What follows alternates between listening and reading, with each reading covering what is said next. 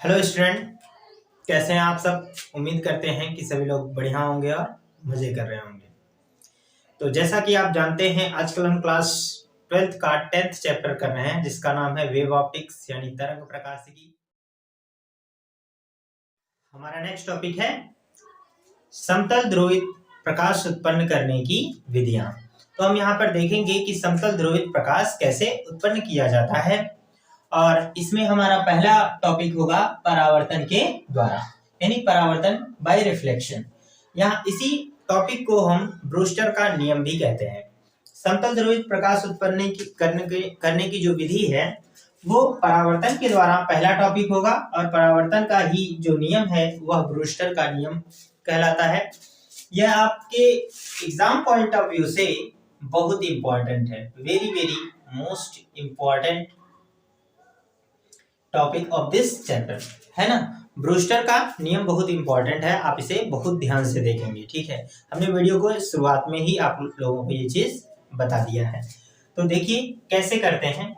आपको पता है कि जब प्रकाश एक माध्यम से दूसरे माध्यम में जाता है तो वह अपने मार्ग से विचलित हो जाता है। यानी यहाँ पर ये समझना है कि जब प्रकाश, ये तो आपको पता ही होगा कि मान लीजिए यह परावर्तक पृष्ठ है। जब प्रकाश एक माध्यम से दूसरे माध्यम में जाता है तो अपने मार्ग से क्या होता है, वो विचलित हो जाता है। ठीक है, इसको ऐसे ना बना के हम थोड़ा सा, डायरेक्शन ये है, जाना चाहिए इधर, तो ये क्या होता है, मान लीजिए ये विरल है, ये सघन है, तो ये क्या होगा, इस तरह से बेंड हो जाएगा। पहले क्या होगा, यह अध्रुवित प्रकाश होता है। जब माध्यम में कोई अवरोध नहीं आया, जैसे टूरमैलिन या कोई पोलराइड का क्रिस्टल आ जाता तो ये ध्रुवित हो जाता, लेकिन ऐसा नहीं हुआ। यहाँ पर एक केवल परावर्तक पृष्ठ है, ये बात आपको याद रखना है, ठीक है। ये परावर्तक पृष्ठ है, ये आपका क्या होता है, अविलंब। मान लीजिए ये ए पॉइंट से आया, बी पर टकराया और सी डायरेक्शन में प्रकाश चला गया, यानी अपने मार्ग से विचलित हो गया। तो प्रकाश जब एक माध्यम से दूसरे माध्यम में प्रवेश करता है तो अपने मार्ग से तो विचलित होता ही है, साथ में यह आंशिक रूप से ध्रुवित भी हो जाता है। कैसे होता है, आंशिक रूप से ध्रुवित।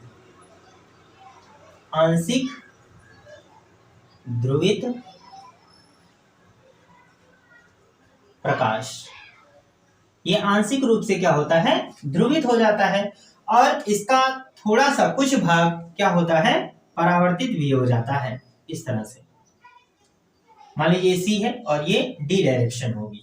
यह आपका आपतन कोण है, हम पोलराइजेशन पढ़ रहे हैं इसलिए इसे हम नाम दे रहे हैं आईपी, और ये हमारा क्या होगा, आई आर। क्या होगा, I R, sorry I R नाम देकर आरपी नाम देंगे, ठीक है। ऐसा रिफ्रैक्टेड एंगल है, ठीक है। आंशिक रूप से ये क्या होता है, थोड़ा सा ध्रुवित भी होता है। अब इस बात को आप कैसे देखते होंगे, आप लोगों ने कभी शीशे के सामने, जैसे खिड़की है, आप उसके सामने खड़े होइए तो आपका प्रतिबिंब दिखाई नहीं देता है, लेकिन थोड़ा सा अगर ध्यान से देखेंगे तो आपको थोड़ा बहुत आपका प्रतिबिंब लगेगा कि इसमें है, हल्का सा दिखाई देता है। तो हम वह जो प्रतिबिंब बन रहा है हल्का सा, वह ध्रुवित प्रकाश की वजह से है, मतलब परावर्तित प्रकाश की वजह से है। परावर्तन होता है तभी दिखाई देता है। आप जानते हैं परावर्तन की घटना में ही हम इमेज को पढ़ते हैं। जब शीशे दर्पण होता है तो उसके सामने खड़े होते हैं तो प्रकाश क्या होती है, परावर्तित होती है, इसलिए हमें उसमें प्रतिबिंब दिखाई देता है। तो इसी तरह से जब कोई शीशा होता है तो उसके सामने आप खड़े होंगे तो थोड़ा सा हल्का सा भाग क्या होता है, परावर्तित होता है, जिससे आपका कुछ न कुछ प्रतिबिंब बनता दिखाई देता है। तो हम ये कह सकते हैं कि आंशिक रूप से यहाँ पर क्या होता है, ध्रुवित प्रकाश होता है और वह परावर्तित भी होता है, इस तरह से।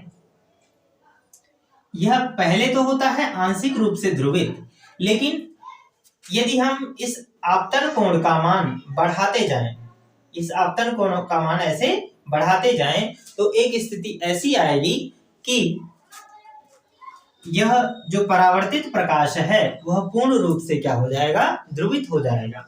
जब यह पूर्ण रूप से ध्रुवित प्रकाश होगा तो उस स्थिति में यह जो आपतन कोण कहलाएगा ब्रूस्टर कोण कहलाएगा। इसे हम नाम दे देंगे IB। ध्यान देंगे, जब यह IB होगा यानी ब्रूस्टर कोण पर होगा, तभी ये क्या होगा, पूर्ण ध्रुवित प्रकाश।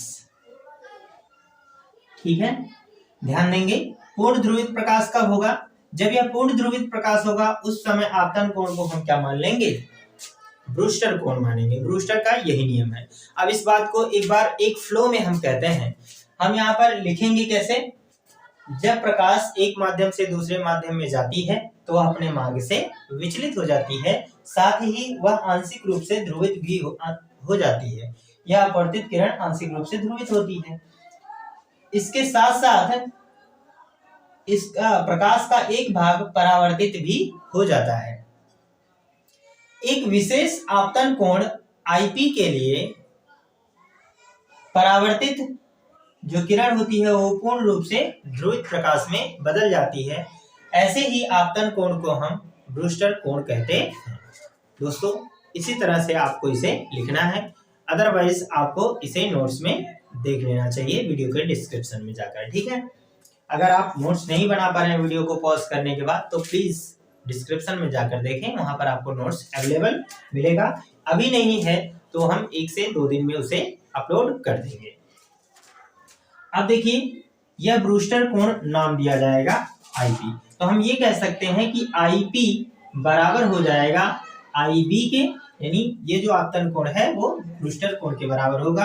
आप जानते हैं आपतन कोण परावर्तन कोण के बराबर होता है, तो ये जो रिफ्लेक्टेड एंगल है RP, ये भी, तो हम ये कह सकते हैं यह भी क्या होगा, आपतन कोण परावर्तन कोण के बराबर होता है, तो ये IB है तो ये भी क्या हो जाएगा, IB के बराबर ही रहेगा। ठीक है, तो यहां पर लेंगे और ये हमारा क्या है, ब्रूस्टर कोण। ब्रूस्टर कोण है। ब्रूस्टर ने बताया कि किसी माध्यम का जो अपवर्तनांक होता है उसके अस्प्रज्ञा के आपतन कोण के बराबर होता है, यानी tan IB के बराबर होता है। ये क्वेश्चन नंबर 1 मानेंगे, यही ब्रूस्टर का नियम है। ये ब्रूस्टर ने जो ब्रूस्टर कोण होता है वो tan के अस्प्रज्ञा, ब्रूस्टर कोण की जो अस्प्रज्ञा होती है वह अपवर्तन के बराबर होती है, इसे ब्रूस्टर ने बताया था। तो इसे मानेंगे क्वेश्चन नंबर 1।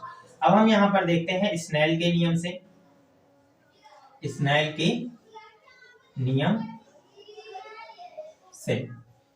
के नियम से हम जानते हैं कि साइन I अपॉन क्या होता है, साइन R, और I है तो IP लिखेंगे, इसे RP भी लिख देंगे, और बराबर ये होता है N के। क्वेश्चन नंबर हो जाएगा हमारा 2। समीकरण 1 और 2 दोनों ही अपवर्तनांक के बराबर है, तो हम यहाँ लिख सकते हैं समीकरण 1 व 2 से, यहाँ देखिए n की जगह पर tan IB रख देंगे, तो ये हमारा हो जाएगा साइन IP अपॉन क्या हो जाएगा, साइन RP, और ये बराबर हमारा आ जाएगा tan IB के बराबर हो जाएगा। और यहाँ से हम इसे बदल दें तो इसे लिख सकते हैं साइन IP अपॉन, सॉरी ये IB है यहाँ पर, ये IB रहेगा बेटा। ठीक है, देखो आपतन कोण है ना, तो IP IB के बराबर है, तो यहाँ पर ये लिख सकते हैं। तो ये हो जाएगा IB और ये हमारा हो जाएगा साइन RP, और ये बराबर हम यहाँ पर लिख सकते हैं साइन, tan को बदल सकते हैं साइन थीटा बटे कॉस थीटा, साइन IB और अपॉन क्या हो जाएगा, कॉस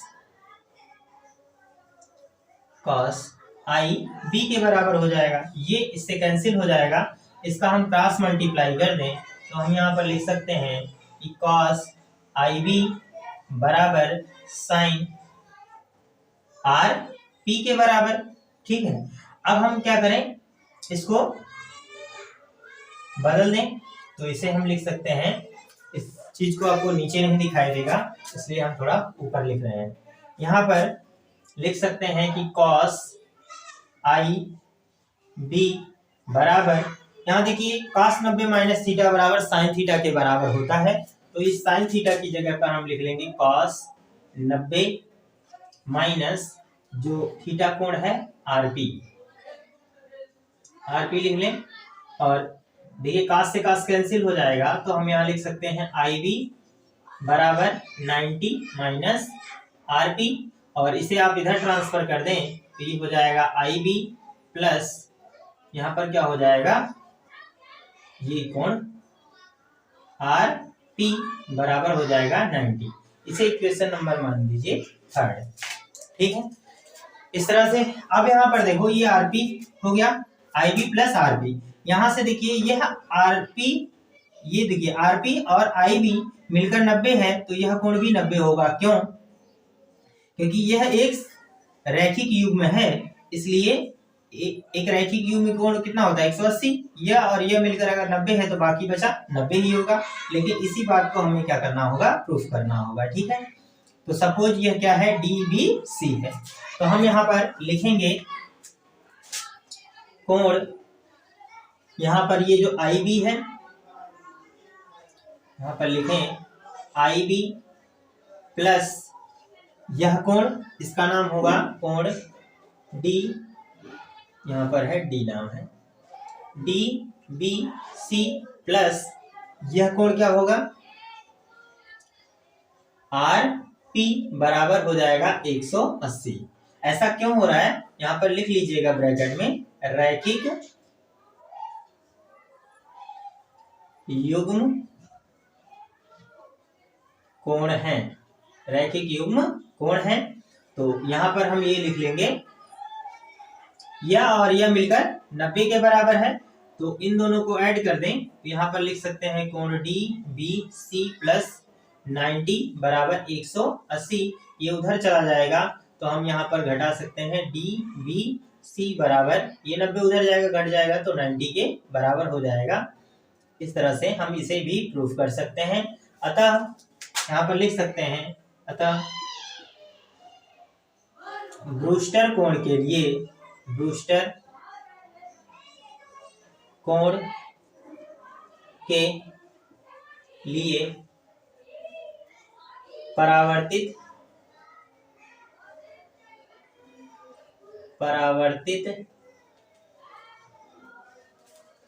ध्रुवित प्रकाश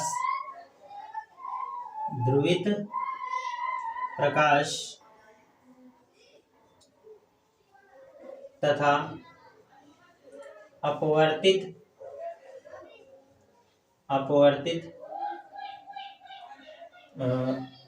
ध्रुवित प्रकाश तथा अपवर्तित किरण परस्पर लंबवत होते हैं,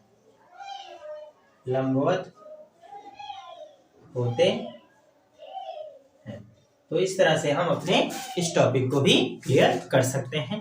दोस्तों, उम्मीद है कि आपको ये ब्रूस्टर कोण का नियम समझ में आया होगा। यदि कोई डाउट्स रह जाए तो प्लीज कमेंट सेक्शन में जरूर लिखें, ताकि समय रहते हम उसका जवाब दे सकें। तो आप इसे एक बार नोट करिए।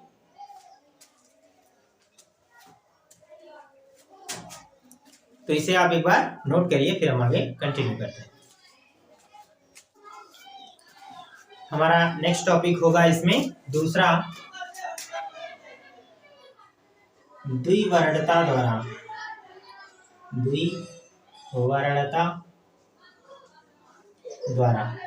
यानी द्विवर्णता द्वारा कि कैसे हम समतल ध्रुवित प्रकाश उत्पन्न करेंगे। अंग्रेजी में कहते हैं इसे बाई डाई क्रॉसिंग।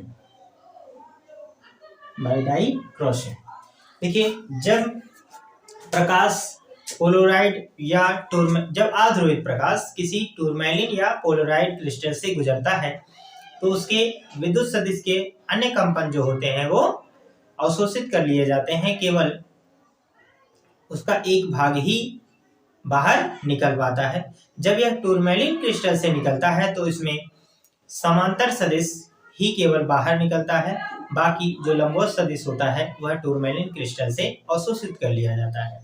ठीक है, तो इसे कैसे समझेंगे। मान लेते हैं कि आपके पास यह एक क्रिस्टल है टूरमैलिन का, और यहां से एक पहले यह प्रकाश आ रहा है, जब यह इसके अंदर प्रवेश करेगा तो धीरे धीरे यह क्या होगा, ध्रुवित होने लगेगा। ठीक है, ध्रुवित होने लगेगा, ध्रुवित प्रकाश में बदलने लगेगा और बाहर इसका एक ही सदिश यानी केवल पृष्ठ के समांतर सदिश ही बाहर निकलेगा, लंबवत सदिश कट जाएंगे। देखिए आपको ये लंबवत बताया गया, लेकिन जब इस तरह से स्लिट कटेगा तो ये बिल्कुल ऐसे, जैसे मानकर चलिए कि यह आपका क्रिस्टल है इस तरह के, ठीक है, और इस तरह से हम कह सकते हैं इस तरह से कटा हुआ है ना। जब बाहर से ऐसे गिरेगा तो बाकी इधर और इधर के जो सदिश होंगे वो धीरे धीरे गायब होते चले जाएंगे। तो ये केवल बाहर वाला, ये समांतर सदिश पृष्ठ का समांतर सदिश ये है, यही केवल बाहर निकलेगा इस तरह से बाहर की ओर निकलते हुए। तो इस तरह से हम द्विवर्णता द्वारा समतल ध्रुवित प्रकाश उत्पन्न करने की विधि को समझ सकते हैं। अब इसी में हम एक टॉपिक और समझेंगे, मैलस का नियम। क्या समझेंगे? मैलस का नियम। मैलस का नियम, मैलस का नियम है कि यदि अध्रुवित प्रकाश की तीव्रता I0 है तो ध्रुवित प्रकाश की तीव्रता I बराबर क्या होगा, I0 cos स्क्वायर थीटा। यहां पर लिखेंगे यदि अध्रुवित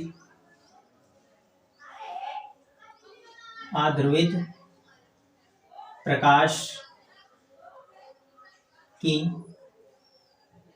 यदि यहां पर एक चीज लिख लें, आपतित,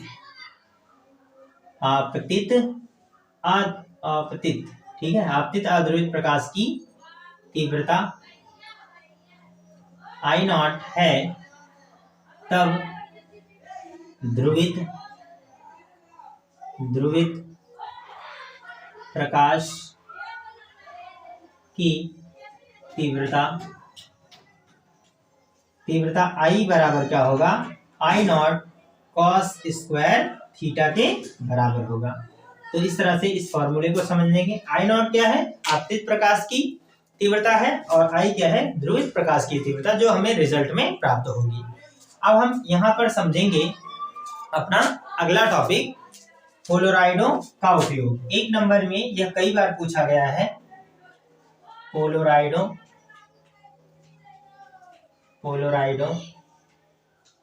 का उपयोग।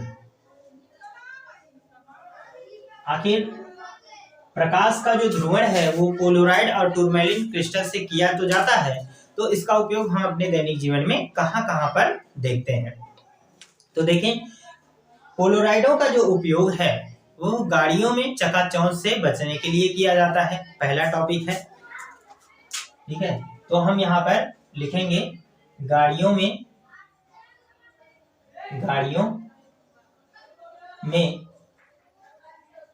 चकाचौंध से बचने के लिए आप लोगों ने फोर व्हीलर्स यानी जो बोलेरो, स्कॉर्पियो, इस तरह की गाड़ियां होती हैं फोर व्हीलर्स, आप लोगों ने उसके सामने के शीशे पर एक नीली पट्टी ऊपर देखी होगी। तो जो नीली पट्टी होती है वो पोलोराइड या टूरमैलिन नामक क्रिस्टल के पदार्थ का होता है, जिससे सामने से आ रही गाड़ी की जो अध्रुवित प्रकाश है वो उससे जब पार होती है तो ध्रुवित हो जाती है, और प्रकाश की एक सीमित मात्रा ही चालक के नेत्र तक पहुंचती है, जिससे वह चकाचौंध से बच जाता है। ठीक है, अब हम यहाँ पर दूसरा देखेंगे। दूसरा है बादलों के चित्र लेने में।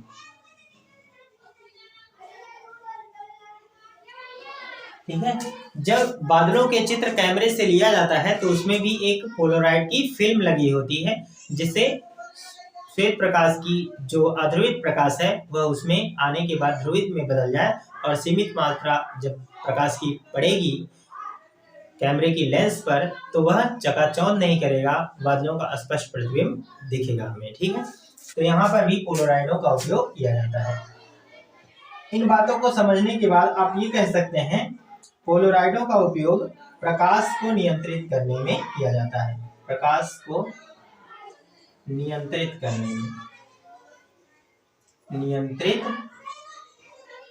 करने नियंत्रित करने में। तो इस तरह से हम अपने इस टॉपिक को समझ सकते हैं। दोस्तों, आज के इसी टॉपिक के साथ हमारा ये लेक्चर समाप्त होता है। इस तरह से हम अपने वेब ऑप्टिक्स के चैप्टर को समझ कर सकते हैं। यदि आपको कोई डाउट्स रह जाए या किसी टॉपिक में कोई कंफ्यूजन हो तो हमें कमेंट सेक्शन में जरूर लिखें, हम उसका समय रहते जवाब देंगे और जरूर देंगे। आप कमेंट तो करिए, एक बार कमेंट करिए, हम जवाब जरूर देंगे। ठीक है, तो मिलते हैं आगे की क्लासेस में।